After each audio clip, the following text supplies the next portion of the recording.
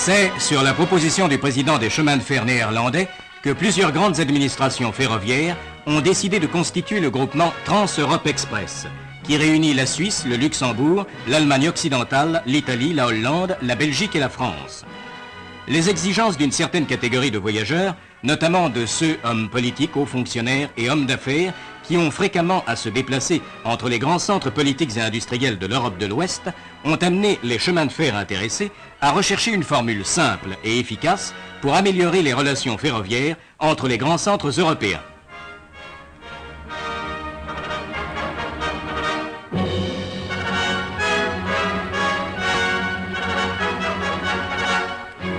Sous le signe T et E, un certain nombre de rames automotrices diesel construites à la demande des chemins de fer néerlandais, suisses, allemands, italiens et français sont mises en service. Ces trains sont caractérisés par une méthode d'exploitation uniforme, propre à satisfaire toutes les exigences de leur clientèle. Vitesse, confort, horaire pratique, tels sont les critères auxquels répondent parfaitement les trains T et E.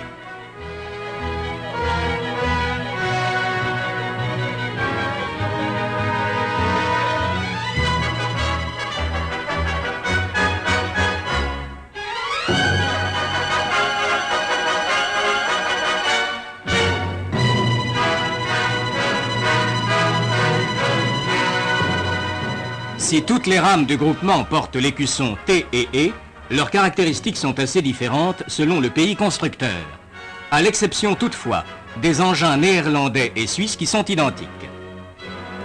Dans tous les cas, l'aménagement de ces rames a été réalisé suivant les conceptions les plus modernes et avec le souci d'offrir le maximum de confort. Elles comprennent soit uniquement des voitures à couloir central, avec service des repas à la même place du voyageur, soit une combinaison de voitures à couloir central ou latéral, avec service des repas dans un wagon-restaurant. La vitesse maxima, qui est uniformément de 140 km/h, a permis de fixer des horaires tels que sur des distances moyennes de 500 à 600 km, le voyage a lieu dans la limite d'une demi-journée, soit le matin, soit l'après-midi. Ainsi, le voyageur peut disposer de l'une ou de l'autre demi-journée pour ses affaires. L'Île-de-France, autorail de construction française, assure les liaisons Paris-Bruxelles et Amsterdam, capitale des pierres précieuses. Il dessert aussi Rotterdam et le grand port d'Anvers.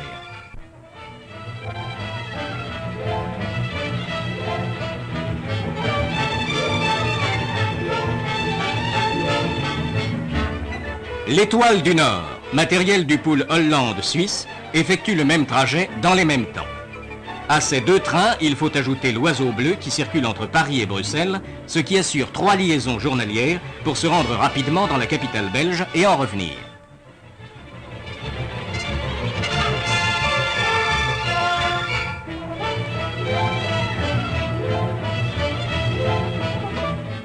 Entre les grandes installations métallurgiques et minières de l'Allemagne, de la Belgique et de la France, c'est le Paris-Ruhr qui, de Dortmund, trace un trait d'union industrielle passant par Essen, Charleroi et Maubeuge, avant d'arriver dans la capitale française.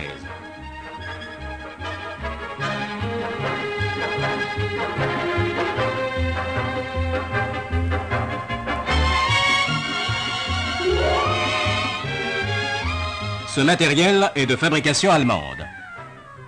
L'Edelweiss, venant de Zurich, est de la même famille que l'Étoile du Nord et l'Oiseau Bleu.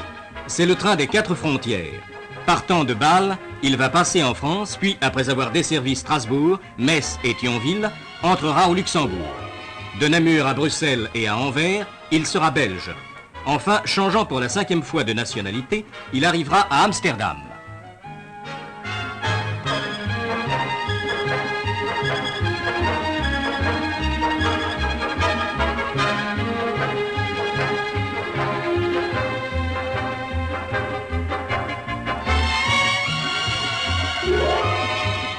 C'est l'Arbalète, rame automotrice française qui est chargée de la relation rapide Zurich-Paris et vice-versa.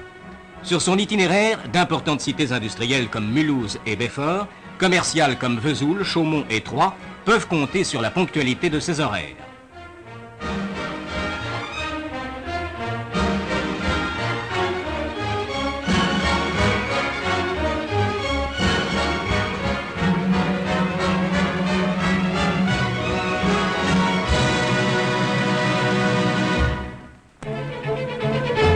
Pays du soleil, de Milan à Marseille, le grand port de commerce français, c'est le Ligure de construction italienne qui, toujours sous le signe T&E, roule sur l'un des parcours les plus pittoresques du monde.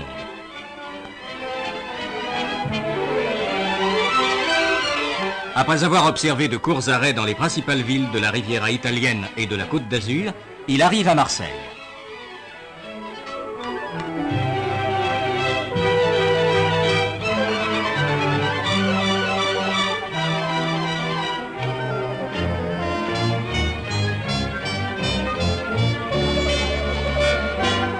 Venant également de Milan et prenant de Turin son élan vers Lyon, c'est encore un véhicule de construction française, le Montcenis, qui assure le service. Franchissant la frontière franco-italienne entre Bardonecchia et Modane par le tunnel du Fréjus, il va, après Saint-Jean-de-Maurienne et Chambéry, arriver à Lyon.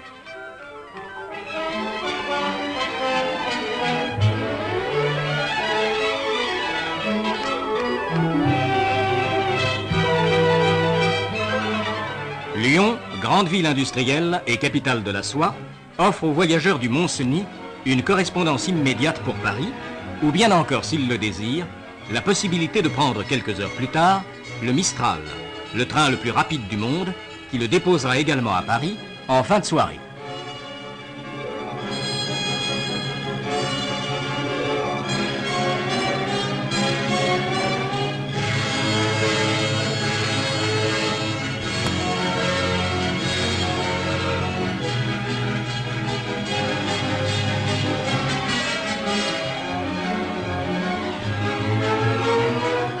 Pour ménager aux voyageurs un confort toujours parfait, la location des places est obligatoire dans les trains Trans-Europe Express. Elle est assurée dans les pays faisant partie de l'organisation par un bureau central T&E spécialisé.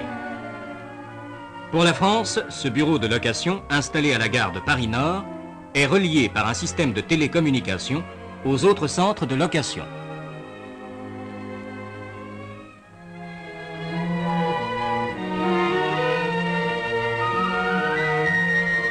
Cette nouvelle application de l'électronique dans le domaine de relations rapides permet aux voyageurs de retenir soit une place dans un train T&E à l'aller et au retour, soit une place au départ d'une gare quelconque, soit une place dans un des nombreux trains normaux en correspondance avec une rame Trans-Europe Express.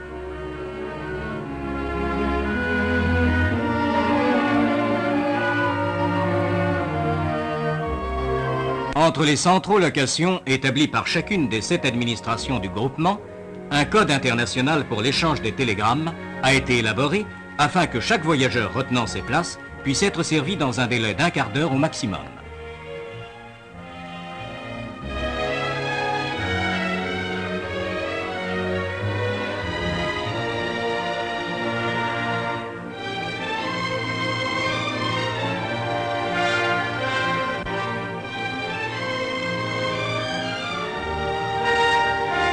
Les rames SNCF, rapides et confortables, mais sans luxe inutile, répondent aux désirs de cette catégorie particulière de voyageurs, hommes d'affaires et industriels, dont le temps est précieux, toujours soucieux d'arriver à l'heure et de trouver aussi quelques détentes pendant leur voyage.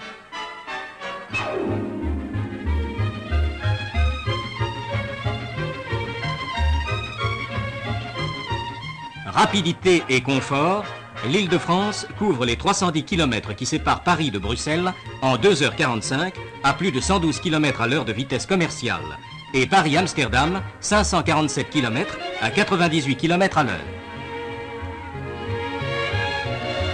L'Arbalète Paris-Zurich 615 km en 6h04 à plus de 100 de moyenne avec 6 arrêts.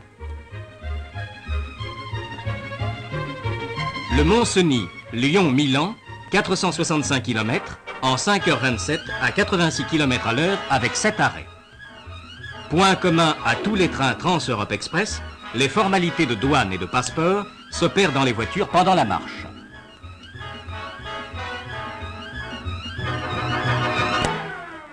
Qu'elles soient exploitées par les chemins de fer français, allemands, italiens, suisses, hollandais, belges ou luxembourgeois, ces rames automotrices ont été créées dans l'intérêt de tous ceux qui ont à se déplacer rapidement à travers l'Europe occidentale. Elles ont ainsi sensiblement amélioré les relations internationales, aussi bien dans le domaine industriel et commercial que sur le plan culturel.